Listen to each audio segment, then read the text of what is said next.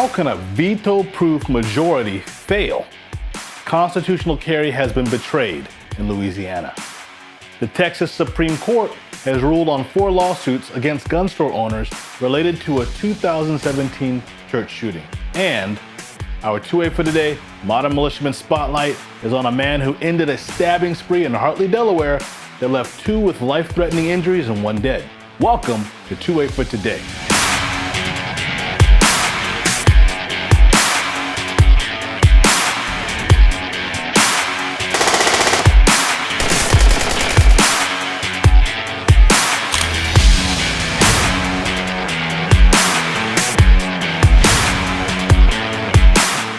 For Today is a program where we explore all things Second Amendment, all things that protect, threaten, and violate the Second Amendment rights of all Americans.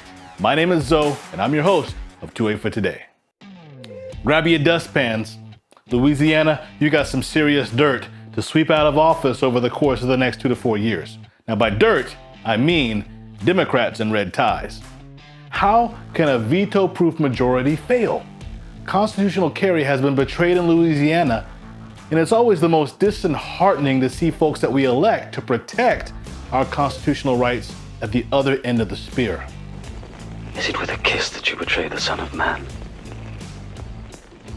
I expect Democrats to flip-flop and switch sides like Freddie Mercury.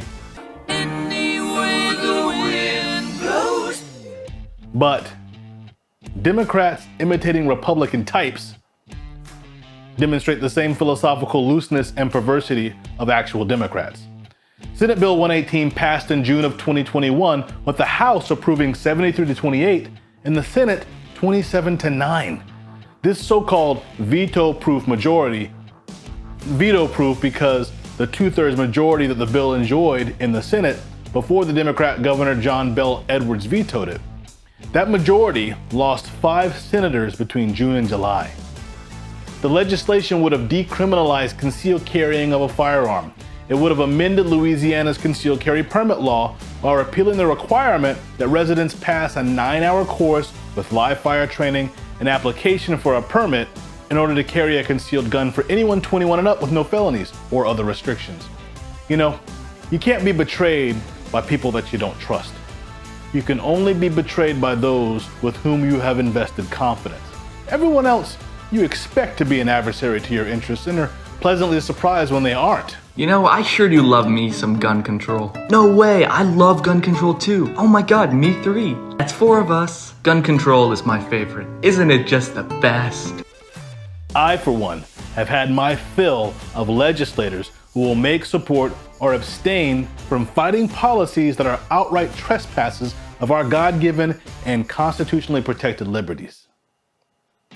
The Texas Supreme Court has ruled on 4 lawsuits against gun store owners related to a 2017 church shooting. The day of the massacre at First Baptist Church in Sutherland Springs was devastating. The murder of the 26 people shook the nation and contributed to the myopia and energy of gun control lobbyists to grow government and infringe upon the God-given rights of innocent citizens. Some of the survivors and relatives of those who lost their lives filed several lawsuits against Academy Sports and Outdoors that accused the San Antonio area store of negligently selling a gun used by 26-year-old Devin Kelly in 2016 in the incident. I think when you're under a lot of stress, sometimes, you can't handle it anymore. You do outrageous things that you'd never do. Hit a baby. Kelly was a former airman who served a year in confinement following an assault conviction in 2012. He was released from the U.S. Air Force in 2014 with a big chicken dinner. Now, for all you folks who've not served in the military, that is what we called a bad conduct discharge. Kelly bought a Ruger AR-556 semi-automatic rifle with a 30-round magazine from the store. 2 lower courts declined to dismiss the lawsuits, so Academy Sports and Outdoors appealed to the Texas Supreme Court on the grounds that the petitions were prohibited by the U.S. Protection of Lawful Commerce in Arms Act, which protects firearm retailers and manufacturers from lawsuits when a third party commits a crime using a legally purchased weapon. Now, the plaintiffs attempted to hold Kelly to Colorado and Texas law by appealing to the Colorado ban on the sale of magazines holding more than 14 rounds because Though Kelly was in Texas making the purchase, he presented a Colorado ID with a Colorado home address. Obviously, Colorado law does not govern sales in Texas, so the Texas Supreme Court dismissed the case. Now, this case does teach us something, and it demonstrates the difficulty in using weak background checks to ward off evildoers over simply just arming the populace and providing us taxpayer-funded training. I mean, we're already paying the FBI to create weak systems, and then they weaponize those systems against innocent people. Listen, there's a reason that criminals don't break into the place with the most guns, money, and drugs in a city, the police evidence room. Why? Well, it's surrounded by armed, trained people. The militia, necessary for the security of a free state, needs to be armed and trained. For the founders, well-regulated didn't mean prohibited or infringed upon, but trained.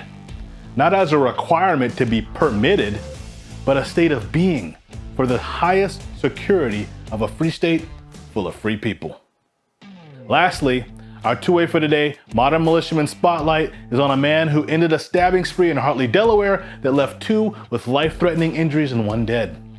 Knife wounds are often more difficult to survive than bullet wounds, and the perp in this story ported 4 people in his mass stabbing before being sent to his maker for judgment. A small group was in a home in Hartly watching TV and playing video games when one of the men flipped his lid and began attacking the other men in the house with a knife. The motive for the attack is still unclear. My name is Inigo Montoya. You killed my father. Prepare to die. Our two-way for today Modern Militiaman, after being stabbed, was able to retrieve a shotgun, and he shot the maniac in the leg, and it was fatal.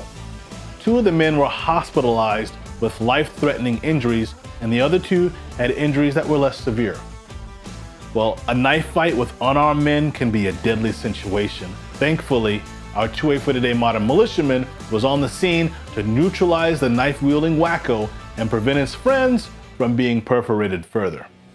Now that concludes our program for today, but again, in the coming weeks and months, two-way for today, we'll be talking to experts, scholars, trainers, and all forms of gun right activists and Second Amendment proponents to answer the many questions that we all have and unpack the various laws and trespasses of our rights that have been enacted and those that are already on the horizon. Again, if the Second Amendment's important to you, make sure to subscribe to the New American Magazine and get on the Top Daily Headlines mailing list so that you get an email alert anytime that we upload a video or stream a live event.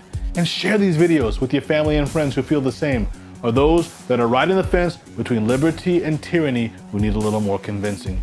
You've been watching Two-Way for Today. My name is Zoe. Post your comments or your questions, and we'll try to address as many as we can, as fast as we can in the coming weeks and months. Thank you for watching Two-Way for Today.